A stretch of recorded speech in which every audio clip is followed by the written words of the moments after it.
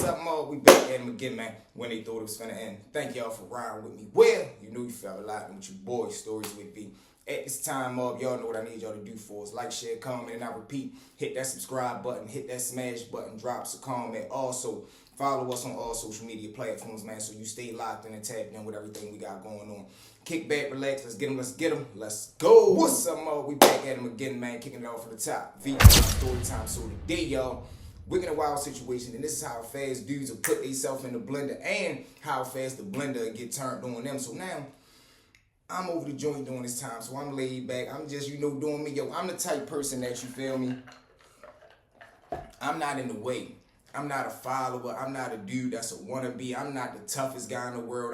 I ain't never been a sucker, but I'm not trying to get with nobody program. Oh, all right, man, yo, these dudes right here catching all the strips, so I need to be their friend. Oh, man, they got all the K. I need to get with them. Oh, boy, they got the grass. These my homeboys now. No, I lay back, build my circle, work out, read. I just do my own little program for real. I'm in my own world. Like, a lot of the old dudes used to say, shorty, you're a little man. You feel what I'm saying? And niggas, I never hung with dudes my age, so everybody that I was rocking with, they like, shorty, you a man. You feel what I'm saying? You solid. You not loud. You not real, you not looking for it to come, but if it come, you always on point and ready, because anytime and every time my number got called, I was always standing on all 10. And anytime we got into something, I was always frontline as well. So, boom, I'm over there cooling for real, laid back. I'm reading a book for real. I'm reading George Jackson, Blood in My Eyes for real. So, boom, I'm reading George for real. A dude come in, boom, he come over there. He got a reputation. Now, he got a reputation, and this is how kind of wicked and wild the game is, right?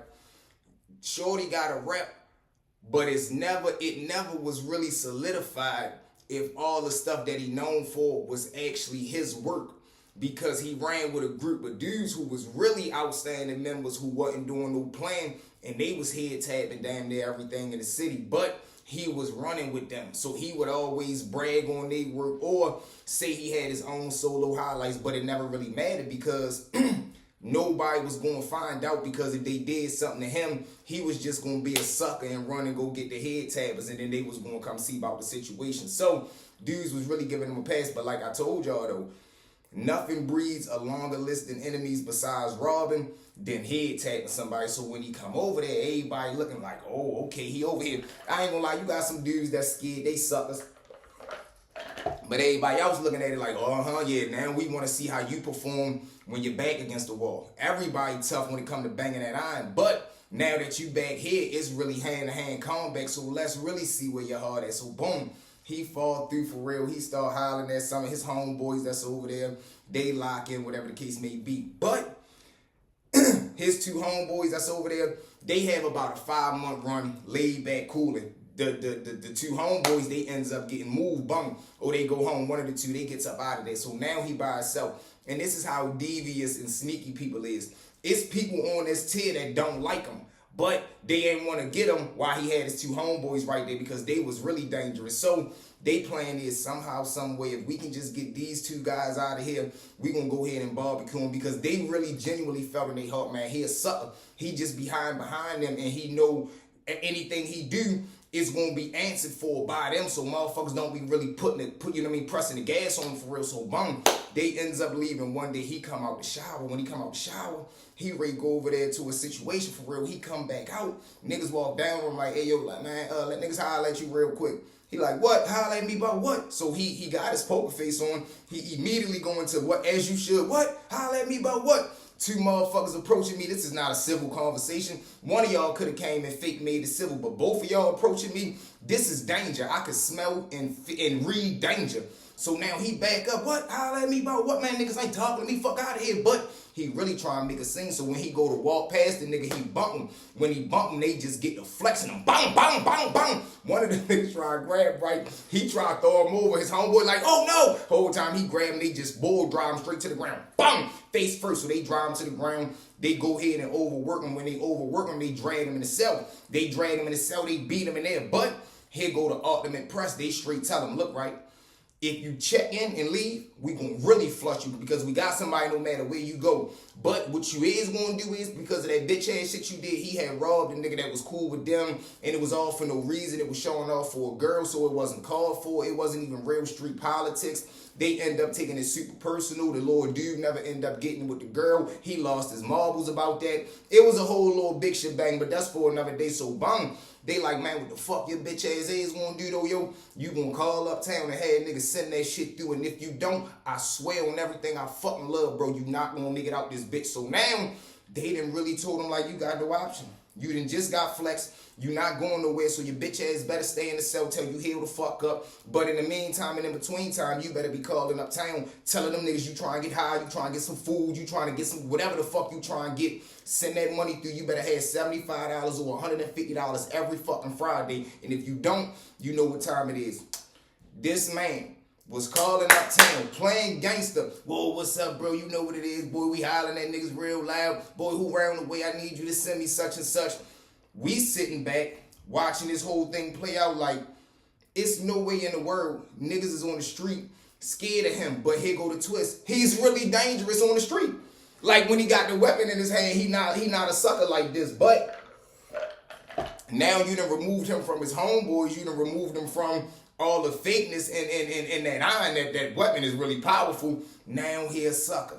Now he back there going for it. He getting extorted. Then he gets to the point where as though he getting extorted for about 6 months. He has the audacity to try to act like, or put this plan in his mind like we friends, like I'm one of the guys now. Yo, niggas is laid back looking at this nigga like, man, you's a bitch. Whole time niggas get to calling uptown. Listen, shorty, all that, no good. When he come uptown, press him. He over here getting done. Not even dirty, filthy. I'm talking about, listen, not only do they got their foot on his chest, they got their fucking hand around his neck too, so he ain't breathing at all. So it's really crucial for him. Boom.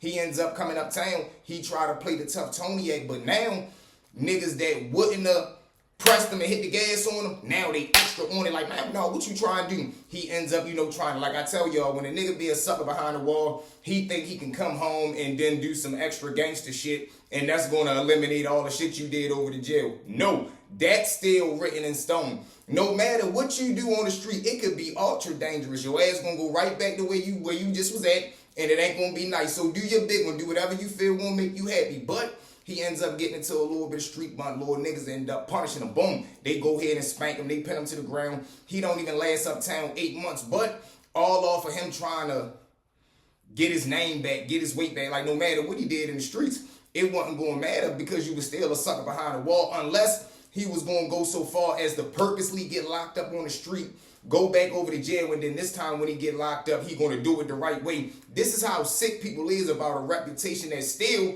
when you come back home, that don't, how you think about yourself, that don't matter about how the next person look at you. You could think you Godzilla, the next nigga think you a motherfucking lollipop, so it really don't matter, but shorty ain't end up making it. They ends up spanking him, and it was what it was. With that being said, Mo, let's jump into story number 2. Now, Mo, story number 2, how fast or want to be down or really get put down. So, boom, got this little dude, right?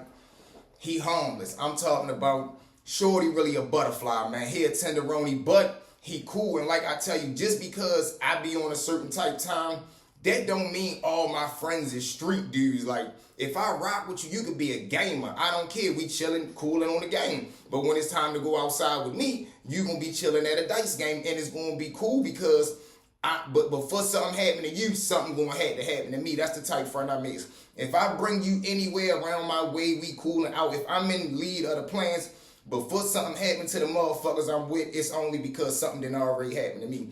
Boom. So he coming out.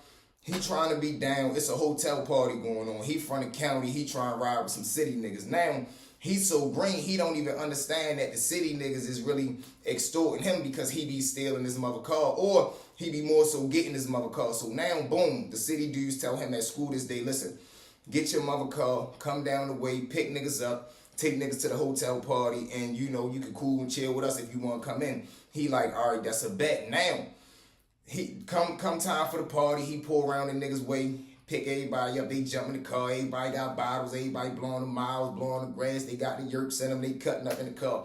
They start immediately taking out the car. Like, if you ain't never seen a county person, like, pull up to do something and, like, We get in the car. We just, I don't know what it, we get in the car. Now turn this on. Now hit the air. Drive right. Like, it's just, you just start doing wild shit, especially when you young and you just on some bullshit. So, they get in the car, they immediately get rowdy. Oh, what you doing, boy? Oh, man, yeah, you thugging tonight, boy, man. Tighten up, man. You acting stiff. Loosen up. Turn the music on. Where the phone at? Give me the aux. Man, shut the fuck up. No, bitch, give me the aux. They in the car cutting up. They causing the scene already. Hotel probably like 8 minutes away.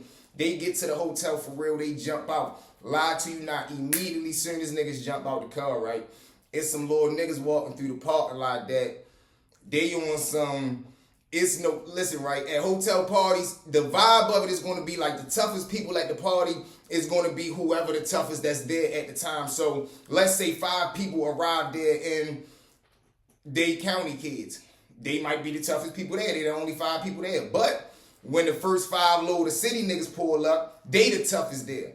But they might be from a block that's average. Now, 20, 30 minutes later, some more city niggas pull up. They from a block that's mid outstanding, so now they the toughest. Then an hour and a half later, some niggas from down that one block that's really known, they pull up extra deep, cutting up. They the toughest now. So it's always a who the deepest, who the loudest, who the thoroughest, who really trying to go, who really going. That's why I don't know why we went to hotel parties. We knew it was not going to end peaceful. It's going to end in some fucking destruction. Whoever paid for this room, God bless your credit card and your heart, because we fucking this room up tonight for sure. Whether it's burn marks on the counter, on the goddamn carpet, on the bed, if niggas is fucking plucking black or mild ashes in the sink, somebody done used the bathroom, clogged it up. Now that's broke. Motherfuckers start beefing in the bathroom over the dice game. Niggas done broke the shower curtain. Somebody got so busted they done fell and broke the goddamn knob for the shower. It's so much damage to the room. The shit is fucking ridiculous. So now,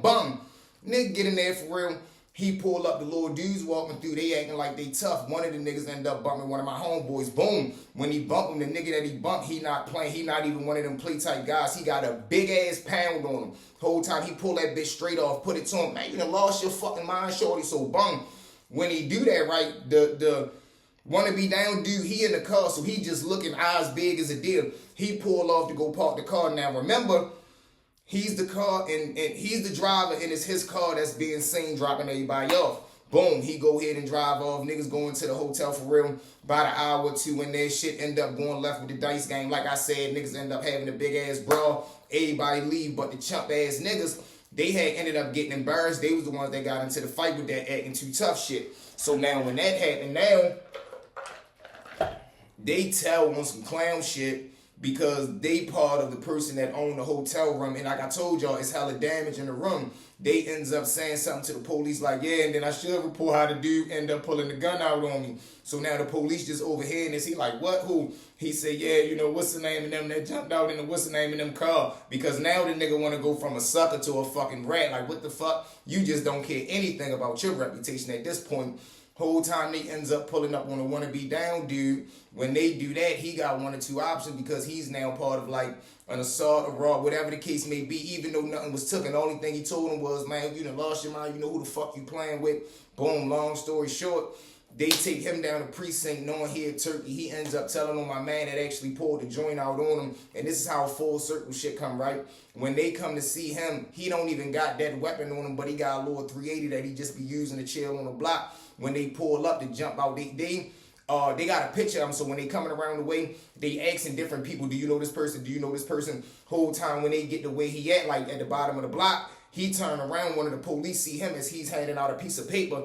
Bro take off running. They take off running with him. Whole time they talking on the radio, on the walkie-talkies. They ends up boxing him in. He don't got the weapon on him. He ends up throwing him. But police said they ended up saying him throwing him. They recovered the weapon. You know how that's gonna go in court. So we ended up doing 3 years for some dumbass shit. Then he ended up calling up town, the little dude that wanted to be down. He ends up getting his goddamn window bust, his mother car window bust, his little brother tires flat. Somebody else's car got vandalized. There was a lot going on behind that shit. But this is why I tell y'all, man, be yourself, have a mind of your own, stay out the way, and do it the right way, man. With that being said, Mark, Preppy Boy V, thank y'all for riding with me. Well, you know you forever lied with your boy stories with V. At this time, one more time for me, Mob. Like, share, comment, hit the subscribe button, hit the smash button, drop us a comment. Also, follow us on all social media platforms, man. Let's get it. We out of here. Let's go.